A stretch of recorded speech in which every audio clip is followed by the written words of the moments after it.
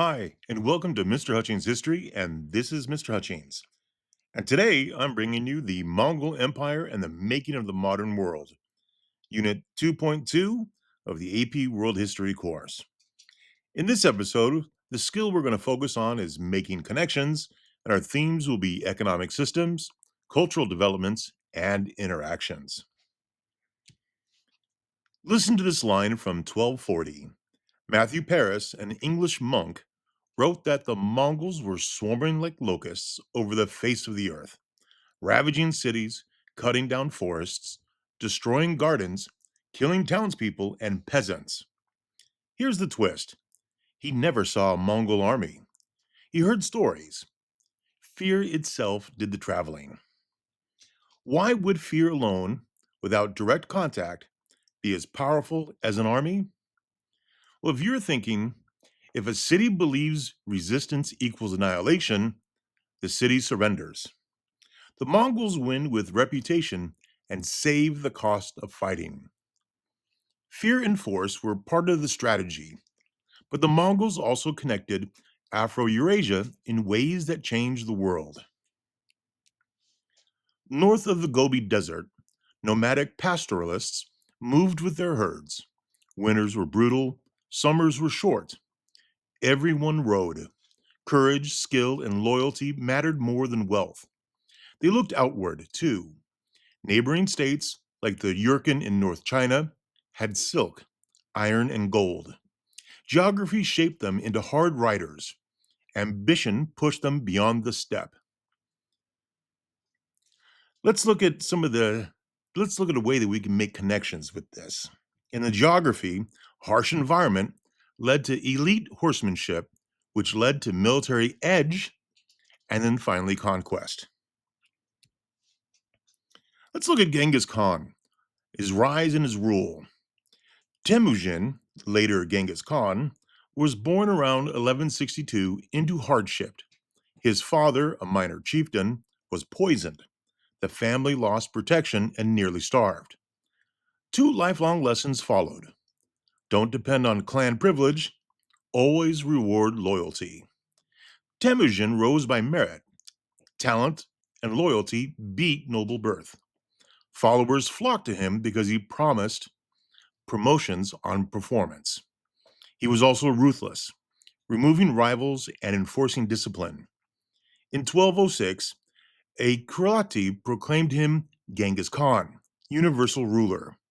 Conquests follow: northern China, the powerful Jin Empire; Central Asia, the Karakati; Persia, the Khwarezm Empire, punished for killing Mongol merchants and envoys. By his death in 1227, the Mongols ruled from the North China Sea to the Persian Plateau, the largest contiguous land empire to that point. The Mongol military system, what made it possible? Disciplined cavalry, lifelong riders with short, powerful composite bows, able to fire accurately at full gallop. Intelligence, scouts mapped routes, water, and enemy strengths before invasions. And the habit of feigning retreats. Staged panics lured enemies into traps. Pursuers were surrounded and destroyed. The Mongols borrowed technology: Chinese engineers for catapults and siege towers, Persian miners for sapping walls. The Mongols adapted fast. The Mongols also had a relay communication system called the Yam. These were stations every 25 miles or so with fresh horses. Messages suddenly could flash across the Mongol Empire. Think to yourself, what advantage comes from borrowing others' technology? You might think the answer is that no single tradition limits you. Combine Chinese siegecraft, Persian engineering, and steppe cavalry, you become more adaptable than any one enemy. The Khwarezm disaster, an anecdote in Mongol history. Genghis wanted to trade with the Khwarezm Empire. He sent a caravan with silk, furs, and silver. The Shah seized it and executed the merchants. He then killed a Mongol envoy. Genghis responded with total war in 1219. Samarkand and Bukhara fell after massive sieges. Irrigation systems were destroyed. The message from the Mongols was unmistakable: betray the Mongols, face annihilation. Reputation became a weapon for the Mongols. There is another event in Mongol history called the Siege of Zhengdu, what we now call Beijing. Against the Jin in North China, the Mongols lacked siege skills, so they borrowed them, capturing Chinese engineers to build trebuchets, towers, and giant crossbows. In 1215, Zhongdu fell after a brutal siege. The Mongols proved they were not only unmatched horsemen, they could master walls too. Genghis Khan also brought peace, called the Pax Mongolica. When we hear Genghis, we think destruction. Yet his empire also created the Pax Mongolica, a Mongol peace, that made the Silk Roads safer than they'd been since Rome and the Han Dynasty. Karakum, the capital of the steppe, wasn't marble and gold, but it was cosmopolitan. Chinese engineers, Islamic scholars, and steppe nobles mixed languages and ideas. Religious tolerance was policy. Muslims, Christians, Buddhists, and Taoists all had space. Religious leaders were tax exempt. Tolerance lowered rebellion and welcomed merchants of many faiths. Infrastructure and security was provided. Roads and bridges were repaired. Patrols suppressed bandits. Relay stations sped news. Caravans moved with confidence. Genghis even tried to standardize a script based on the Uyghur language to bind administration together.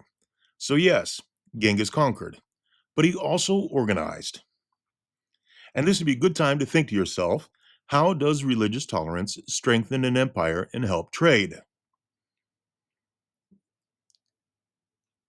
You're probably thinking, and I hope you're thinking, that religious tolerance creates fewer rebellions and more trust.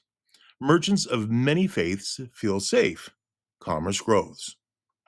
Another anecdote in Mongol history is William of Rubruck at Karakum. In 1253, the Franciscan William of Rubruck visited Karakum. He saw Muslim spice sellers, Chinese silk makers, and European fur traders. Mosques, Buddhist temples, and Christian churches stood side by side. He debated with imams, monks, and Nestorian priests before Mongol leaders who allowed open discussion. A crossroads of faiths, goods, and ideas, right in the steppe. Let's take a look at some of the expansion through the Khanates. First, let's look at the Golden Horde, which is in Russia. The Bantu Khan devastated Kiev in 1240. Russian principalities became tributaries. The Mongols ruled indirectly. Princes kept thrones but paid yearly tribute to the Mongols. Grain, silver, furs, and enslaved people, all paid to the Volga steppe. Moscow gained by collecting tribute for the Mongols. Wealth and prestige snowballed. In 1380, at Kolikov, Russian forces led by Dmitry of Moscow won a symbolic victory. Raids continued, but the myth of Mongol invincibility cracked. The impact of this on Russia? Centralization. Mongol reliance on Moscow set the stage for a strong Muscovite state. There was militarization, constant steppe threats, hardened institutions and society in Russia. There was also relative isolation. While Western Europe moved toward the Renaissance and commercial growth, Russia looked east and lagged behind Western connections. There was administrative borrowing in Russia. Censuses, taxation systems, and postal relays entered Muscovite governance. How could Mongol rule weaken Russian cities yet pave Moscow's rise? Well, the devastation and tribute bled the region, but Moscow's role as chief collector built Moscow's power. Let's move to the Il-Khanate in Persia. In 1258, Hulagu captured Baghdad and ended Abbasid political authority. Libraries were destroyed, the caliph executed. The Ilkhanate governed Persia, Mesopotamia, and all parts of Anatolia, often through Persian administrators who knew taxation, records, and law. In 1260, at Angelut, Mamluk forces halted Mongol expansion into Egypt. Mongols could be stopped. There was conversion and change. Over decades, Ilkhans converted to Islam. This boosted legitimacy with Muslim subjects, but narrowed earlier tolerance. Jews and Christians, once protected, faced pressure. Persian culture and administration blended with Mongol power. Tabriz became a center of trade, art, and scholarship. There was a long-term effect, a mixed legacy. Baghdad's devastation alongside a durable Persian Islamic synthesis. Conquerors were also transformed by the conquered.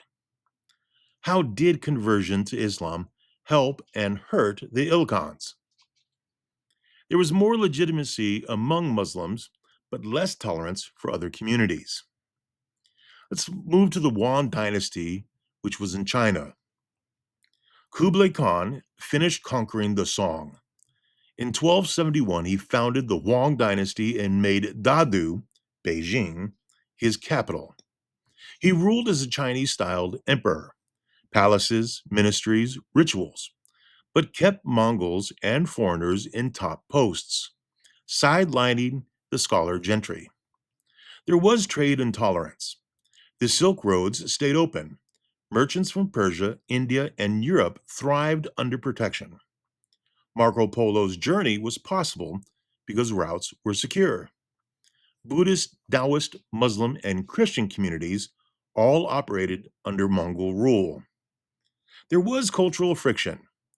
Mongol women rode, owned property, and wielded influence, clashing with Confucian norms. Resentment grew as Chinese elites were excluded from high office. There was failure and a fall. Naval invasions of Japan in 1274 and later 1281 wrecked in storms by the kamikaze. Costly Southeast Asian expeditions drained resources. By 1368, widespread rebellions brought the Ming to power. The Mongols retreated. The impact? Beijing became China's lasting capital. China's links with Eurasia deepened. Ideas and goods flowed both ways. A legacy of superstition toward foreign rule shaped later policy. Which left the deepest cultural mark? Golden Horde, Il-Khanate, or Yuan? And why? All have a case. Moscow's rise and centralization, Islamization and Persian-Mongol synthesis, or Yuan-era cosmopolitanism with lasting suspicion of outsiders. Your job as an AP World History student is to argue your viewpoint with evidence. Let's compare the Khanates. Step back. One empire, different outcomes. Russia, indirect rule, tribute, militarization, and Moscow's ascent. Persia, administrative partnership, conversion to Islam, cultural fusion. China, imperial experiment, trade boom, cultural clash, and a sharp backlash. Same conquerors, but regional contexts shaped different legacies. So now the long-term impacts. The Mongols' footprint was massive, largest continuous land empire in history. Pax Mongolica, strawberries, Pax Mongolica secured the Silk Roads. Trade surged like it hadn't since Rome and Han. There was knowledge transfers, Islamic science and medicine eastward, Chinese paper and printing westward, navigational and numeric systems circulating across zones. There were plague pathways, Integrated networks spread the Black Death, reshaping demographics and economies. Military change. Mobile cavalry plus siegecraft plus emerging gunpowder undermined knights and walled castles. Early cannon experiments blended Chinese powder, Muslim incendiaries, and European metallurgy. So, remember them more for destruction or for connection? The answer could be both. Cities burned, Baghdad, Kiev, but trade revived. Technologies spread and worlds connected. The Mongols are a paradox, violent conquerors and global integrators. Let's pause for a moment to focus on our historical thinking. In this unit, we're looking on making connections. And making connections means linking events to larger patterns. For example, beginning with the steppe ecology, which moved to warrior culture and later influenced rapid conquest. Beginning with brutality, brutality led to fear, and fear led to surrenders, and surrenders led to faster expansion by the Mongols. It also began with the Pax Mongolica, which led to secure routes, leading to cultural and commercial diffusion. And finally, we can begin with unified corridors, which led to faster disease spread and leading finally to demographic shock. Pick one: Baghdad's fall, the Yuan dynasty, or Kolakovo. What broader connection can you make? Follow up examples could be Baghdad's fall, the fragility of Abbasid political power, Islamic authority shifts later towards the Ottomans. In the Yuan dynasty, foreign rulers adopt local forms yet face resistance, cosmopolitan exchange alongside backlash. Kolikovo, tributary states can pivot from accommodation to resistance, and then finally independence.